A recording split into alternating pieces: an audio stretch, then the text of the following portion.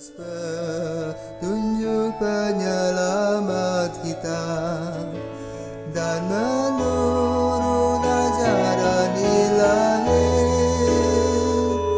maka beranilah kita bernyanyi. Bapa kami yang ada di surga, dimuliakanlah namamu. Saudara-saudari yang terkasih di dalam Kristus, selamat pagi. Salam jumpa lagi dalam Sabda Siap Saji 21 Agustus 2021, di mana kita memperingati Santo Pius ke-10. Marilah kita berdoa dalam nama Bapa dan Putra dan Roh Kudus. Amin. Bapa yang penuh kasih, Engkau telah memilih Joseph Sarto menjadi paus yang berganti nama menjadi Paus Pius ke-10. Ia berasal dari orang miskin dan tetap miskin, dan dia berharap juga ketika ia meninggal ia tetap miskin, karena Engkau akan memperkaya dirinya. Engkau akan memperkaya gereja dengan berkat-berkat-Mu yang berkelimpahan. Maka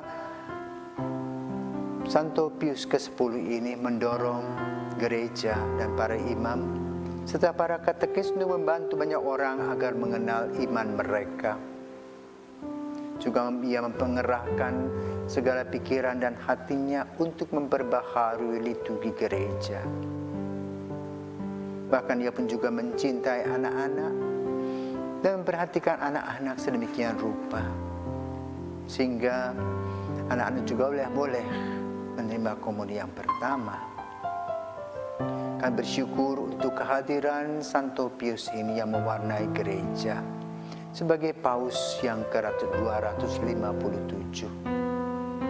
Semoga semangatnya tetap hidup dalam kehidupan kami untuk memberi diri kini dan sepanjang masa. Amin. Tuhan bersamamu dan bersama rohmu. Inilah Injil Yesus Kristus menurut Matius. Dimuliakanlah Tuhan. Matius bab 23 ayat 1 sampai dengan 12. Sekali peristiwa berkatalah Yesus kepada orang banyak dan murid-muridnya, ahli-ahli Taurat dan orang Farisi telah menduduki kursi Musa. Sebab itu turutilah dan lakukanlah segala sesuatu yang mereka ajarkan kepadamu. Tetapi janganlah kalian turuti perbuatan mereka, karena mereka mengajarkan tetapi tidak melakukannya. Mereka mengikat beban-beban berat lalu meletakkannya di atas bahu orang, tetapi mereka sendiri tidak mau menyentuhnya. Semua pekerjaan yang mereka lakukan hanya dimaksud supaya dilihat orang. Mereka memakai tali sembahyang yang lebar dan jubah yang panjang. Mereka suka duduk di tempat terhormat dalam perjamuan dan di tempat terdepan di rumah ibadat. Mereka suka menerima penghormatan di pasar dan suka dipanggil rabi. Tetapi kalian janganlah kalian suka disebut rabi, karena hanya satulah rabimu, dan kalian semua adalah saudara. Dan janganlah kalian menyebut siapapun bapa di bumi ini, karena hanya satu Bapamu, yaitu Dia yang di surga. Janganlah pula kalian disebut pemimpin, karena hanya satu pemimpinmu, yaitu Kristus. Siapapun yang terbesar di antaramu, hendaklah ia menjadi pelayanmu. Barang siapa meninggikan diri akan direndahkan, dan barang siapa merendahkan diri akan ditinggikan. Demikianlah sabda Tuhan. Terpujilah Kristus.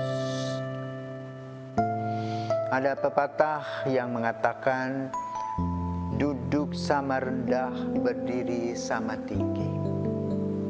Ada juga istilah yang menyebutkan servus servorum. Dan itulah yang dilakukan oleh Pius ke-10, yang mencintai gereja dengan sungguh-sungguh. Hatinya ada untuk umat di seluruh dunia. Maka dia kreatif. Apa yang harus dibuat dan dilakukan untuk perbaikan gereja. Maka ada perbaikan liturgi, seperti saat ini beberapa hal yang berkaitan dengan tata perayaan Ekaristi diubah. Demikian pula Sri Paus kita mengubah atau menambah, seperti misalnya dalam doa syukur agung, Santo Yosef tidak pernah masuk, sekarang dimasukkan. Demikian pula dia mengubah doa Bapa kami, ada satu kalimat, janganlah masukkan kami ke dalam pencobaan. Diganti dengan apa? Janganlah membiarkan kami masuk ke dalam pencobaan, membiarkan. Dan bedanya dengan memasukkan. Kalau memasukkan artinya Tuhan mendorong masuk. Kalau membiarkan artinya Tuhan memberikan kebebasan, tapi lalu manusia tidak melakukan yang buruk tadi. Ini perubahan liturgi oleh Paus Fransiskus. Demikian pula Paus Pius ke-10 telah mengubah liturgi. Dia menganjurkan agar gereja menggunakan lagu-lagu Gregorian. Ya. Lalu juga dia juga minta untuk memperhatikan anak-anak dalam katekese. Maka ada pelajaran anak-anak sekolah minggu yang disebut sekarang. Dulu sekolah-sekolah untuk anak-anak. Dalam urusan dengan gereja. Itu dilakukan pada abad ke-19. Maka kita juga ingat sekami yang mengumpulkan anak-anak untuk mengetahui iman Katolik. Inilah peran Santo Pius ke-10 dalam membimbing kita sebagai umat Katolik agar mengetahui benar dan mencintai gereja dengan sungguh-sungguh. Artinya apa? Kita sendiri diberikan oleh Tuhan kebebasan, kita harus belajar mengolah, kita harus punya dedikasi dan kreativitas agar iman kita senantiasa tumbuh. Karena itu Paus Pius ke-10 senantiasa berdoa untuk kita agar gereja tumbuh dan berkembang, sehingga pertumbuhan tadi membanggakan. Jadilah orang yang dibanggakan sebagai seorang yang beriman kepada Kristus. Sebagaimana diuraikan dalam Injil pada hari ini, agar kita menekankan pelayanan kita, prestasi kita, bukan prestise kita. Kita tidak harus duduk-duduk saja bertopang dagu, tapi kita harus bekerja keras memikirkan apa yang paling baik.